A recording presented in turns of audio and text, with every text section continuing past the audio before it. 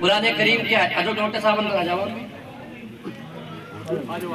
قرآن کریم کیا ہے؟ قرآن کریم خود اللہ رب العزت نے فرمایا ذالک الکتاب لا ریب فیہ، یہ ایسی کتاب ہے جس میں ذرہ برابر بھی کوئی شک اور شبہ نہیں ہے. تو دوسری جگہ ارشاد فرمایا انہ لقرآن کریم فی کتاب مکنون لا یمسہ الا المطہرون تنزیل من رب العالمین. یہ فرمایا اللہ رب العزت نے کہ یہ قرآن کریم ہے، بڑی عظمت والی کتاب ہے، بڑی محترم کتاب ہے، اور اس کو پاک لوگ ہی چھوئیں گے. میں نے اسے فرمایا کہ یہ کتاب لوح محفوظ کے اندر جو کہ تو محفوظ ہے، یعنی جیسا اللہ رب العزت نے آسمان سے دنیا کے اوپر اتاری تھی اور جیسے ہمارے سامنے اور ہمارے ہاتھوں دلوں میں ہے، ایسا ہی یہ کلام اللہ رب العزت کے یہاں جو کہ تو محفوظ ہے. یہ عقائد اور یہ خیال بالکل بے انتہا غلط ہے، اس میں کوئی کمی اور بیشی ہو. اگر کوئی آدمی اس طرح کا خیال کرے وہ گمراہ ہے. پھر دوسری بات فرمایا تنزیل من رب العالمین، کہ یہ تیرے رب کی، تمہارے رب کی طرف سے نازل کیا ہوا کلام ہے. فرمایا نبی اکرم صلی اللہ علیہ وسلم نے اقرأ القرآن فإنہ یأتی یوم القیامۃ شفیعا لأصحابہ، کہ قرآن کریم کو پڑھو اور پڑھو، قرآن کریم کو پڑھو، اس لیے کہ جب کے دن اس کی شفاعت کرے گا، اس کا شفیع ہوگا قرآن کریم. دوستو وہ وقت ہوگا کہ فرمایا کہ جب قیامت کا دن ہوگا، سورج ہمارے سروں کے بالکل قریب ہوگا، اور حال اور عالم یہ ہوگا کہ انسان اپنی بدعمالیوں کے سبب کوئی گھٹنوں تک، کوئی پیشانی تک، کوئی منگتوں پر کوئی مکمل طریقے سے اپنے پسینے کے اندر ڈوبا ہوا ہوگا. تو اس وقت کوئی بھی کسی کی شفاعت کرنے کے لیے تیار نہ ہوگا، بلکہ فرمایا یوم یفر المرء من اخیہ وامہ وابیہ وصاحبتہ وبنیہ لکل امرئ منہم یومئذ شأن یغنیہ، کہ اس وقت ہر جان ایک دوسرے سے بھاگے گی. باپ سوچے گا میرا سب کچھ چلا جائے، میری جان بچ جائے، ماں سوچے گی میرا سب کچھ چلا جائے، جان بچ جائے. وہ باپ اپنی اولاد کا ایک منٹ اطمینان نہیں کرتا تھا، وہ سوچ رہا ہوگا چلا جائے کسی طرح میری جان بچ جائے. وہ ماں جو اپنے شوہر سے، جو اپنی بیٹی سے بے پناہ محبت رکھتی تھی، اپنی آنکھ سے ایک منٹ کے لیے اجھل نہیں ہونے دیتی تھی، وہ سوچ رہی ہوگی کسی طرح بھی چلی جائے میری جان بچ جائے. اور وہ دوست اور احباب جو آپس میں دنیا میں اتنے محبوب تھے، ایک دوسرے کو اتنے محبوب تھے کہ ایک دوسرے کے بغیر رہنا بھی گوارا نہیں کر سکتے تھے، وہ آج بے وفائی کے لیے کیا سوچ رہے ہیں؟ بے وفائی دھوکہ دے رہے ہیں اور سوچ رہے ہیں کہ چلا جائے. ایسے وقت پر قرآن کریم آئے گا اور فرمایا اس طرح سے کہ قرآن اور روزہ دونوں آئیں گے اور آ کر کے کہیں گے کہ پہچانا کون ہوں؟ لوگ حافظ قرآن قاری قرآن کہیں گے نہیں میں نے نہیں پہچانا. فرمایا کہ میں تیرا ساتھی روزہ ہوں، قرآن کہے گا میں تیرا ساتھی قرآن ہوں، اور دونوں اللہ رب العزت کی دربار میں شفاعت کریں گے. روزہ کہے گا اللہ یہ دن بھر روزہ رکھتا تھا، اس کے پاس اس کی حلال بیوی تھی، اس کے پاس اس کا پیسہ بھی تھا، کھانے پینے کی چیزیں بھی تھی، لیکن تیرے خوف نے اس کو کھانے سے روک کے رکھا. آج میری شفاعت اس کے بارے میں قبول کی جائے، چنانچہ اس کی شفاعت قبول کی جائے گی اور اس کی مغفرت کر دی جائے گی. پھر قرآن کریم آئے گا اور کہے گا کہ اللہ یہ دن بھر روزہ رکھتا تھا اور شام کے وقت میں میری تلاوت کرتا تھا، دن بھر بھی تلاوت کرتا تھا، اور آج اس کے حق میں میری شفاعت قبول کی جائے. تو فرمایا کہ اس کی بھی شفاعت قبول کی جائے گی اور اس کو جنت میں بھیج دیا جائے گا. تو دوستو ہم میں سے ہر ایک کے اندر یہ جذبہ ہونا چاہیے کہ ہم میں سے ہر ایک کا بچہ حافظ قرآن ہو. دیکھو سنو وَلَن يُؤَخِّرَ اللَّهُ نَفْسًا إِذَا جَاءَ أَجَلُهَا. میں ایک بات کہہ کر کے بات ختم کر دیتا ہوں. ایک ایسی چیز آپ کو بتاتا ہوں کہ جس کا دنیا کا کسی بھی مذہب کا ماننے والا ہو اور ساری دنیا کی ہر بات کا انکار کر سکتا ہو، لیکن موت ایک ایسی چیز ہے جس کا کوئی بھی مذہب کا کوئی بھی شخص دنیا کا انکار نہیں کر سکتا. کر سکتا ہے کوئی؟ بس یہاں آ کر کے ہر تمام کی تمام شہرت، تمام کی تمام طاقت، تمام کی تمام دولت، تمام کا تمام سب چیز یہاں کر کے ختم ہو جائے گی.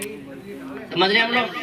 اور پھر سمجھیے کہ اب کیا ہمارے کام آئے گا؟ ہمارے کام وہ آئے گا جو ہم دنیا میں کسی کو پڑھا کر کے چلے گئے، کسی کے پڑھانے کا ہم ذریعہ بن گئے. مثلا ہمارے جو قرآن کریم پڑھاتے ہیں، حافظ صاحب نماز پڑھاتے ہیں، جو ہم نے ان لوگوں کو پر خرچ کر دیا، جو ہم نے ان لوگوں کو دے دیا، صرف وہ کام آئے گا اور سب کچھ ہمارا سب ہی ختم ہو جائے گا.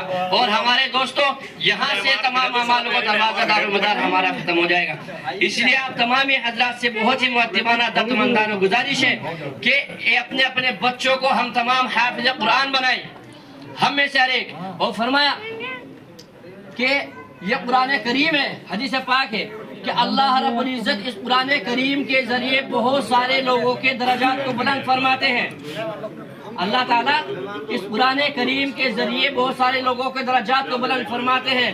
اور اس دوسرے جو لوگ اس پر عمل نہیں کرتے، جو لوگ اس کو نہیں مانتے، اللہ تعالیٰ ان کو ذلیل و رسوا کرتے ہیں۔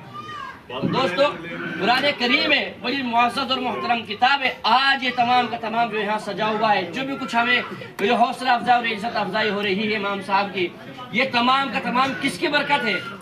قرآن کریم کی برکت ہے میرے دوستو، ہے نہیں ہے؟ جب یہ قرآن کریم کی برکت ہے، یہ اعزاز اور اکرام، اس قدر احترام ہے حافظ قرآن کا، تو دوستو پھر ضروری بنتا ہے کہ ہم میں سے ہر ایک بچہ، ہم اپنے بچوں کو حافظ قرآن بنائیں۔ ہمارا بچہ حافظ قرآن ہوگا تو ہمارے بعد ہماری روح کو ایصال ثواب کرے گا، ورنہ میرے دوستو میں کہتا ہوں حقیقت ہے کہ ہمارے بعد کوئی پوچھنے والا نہ ہوگا کہ کس حال میں ہوگا باپ۔ وہ حافظ قرآن اور وہ بچہ وہ پڑھا ہوا ہے، وہ سمجھدار ہے، اسے معلوم ہے کہ ابا کو اس وقت کی کس چیز کی ضرورت ہے، اور اب ہمیں بھائی جو ہو گیا اللہ مغفرت کرے، 2-4 دن غم ہوا ختم۔ لیکن ایک حافظ قرآن جب قرآن پڑھے گا اپنے باپ کی، اپنے والدین کی جو روح کو ثواب پہنچائے گا، اور اگر وہ نہ بھی دعا کرے تو خود بخود والدین کی اس کی روح کو ثواب پہنچ جائے گا، اس لیے کہ حافظ قرآن بنانے میں ان کی ایک محنت اور ان کی ایک لگن رہی ہے۔ تو یہ تمام کا تمام معاملہ اور یہ تمام کی تمام چیز جو ہے میرے دوستو، یہ قرآن کریم کی برکت ہے، اور حافظ قرآن کا ادب اور احترام اتنا ہونا چاہیے کہ جتنا ہم خود قرآن کریم کا کرتے ہیں۔ کیوں؟ اس لیے کہ حافظ قرآن کا جو احترام ہے، اس کا جو ادب ہے، وہ قرآن کریم کی نسبت سے ہے۔